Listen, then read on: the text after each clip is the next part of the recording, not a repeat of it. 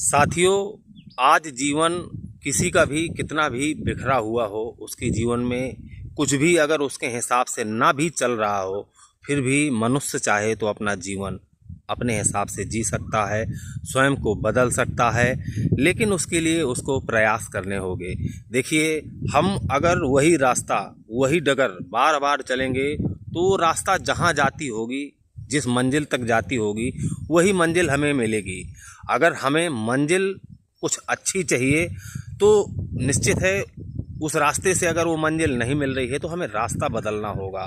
तो हमारे जो काम करने का तरीका है, हमारे जो जीने का तरीका, हमारे जो सोचने का तरीका है, तो वो हमें बदलना होगा। यानी कि हमें रास्ता बदलनी होगी। मंजिल आपकी कुछ भी हो, लेकिन अगर रास्ते में आपका आत्मविश्वास है, आप धर्म से चल रहे हैं, सबके बारे में अच्छा सोच रहे हैं, सबके बारे में अच्छा बोल रहे हैं, जो कुछ भी आपसे थोड़ा बहुत हो रहा है, पुण्य धर्म कर रहे हैं, दान धर्म कर रहे हैं, तो आपका जीवन निश्चित बदलना ही बदलना है। देखिए, शुरुआत होती है हमारे सुबह से ही मानते हैं। जो भी इंसान सुबह जल्दी जगेगा, अपने दिन को प्लान करेगा, जो भी उसका कर्म बनता है, जो भी उसका कार्य है, कैसी भी स्थिति है, कैसी भी परिस्थिति है, उस कार्य को धर्म से करिए, ईमानदारी से करिए।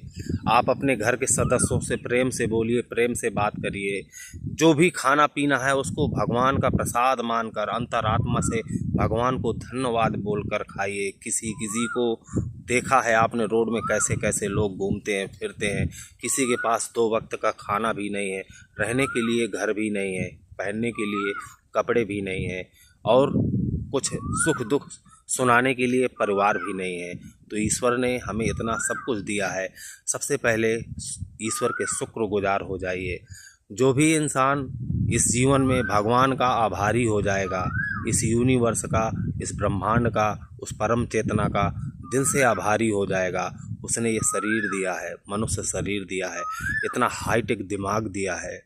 देखिए, करने वाला जंगल में भी बैठकर कुछ कर सकता है।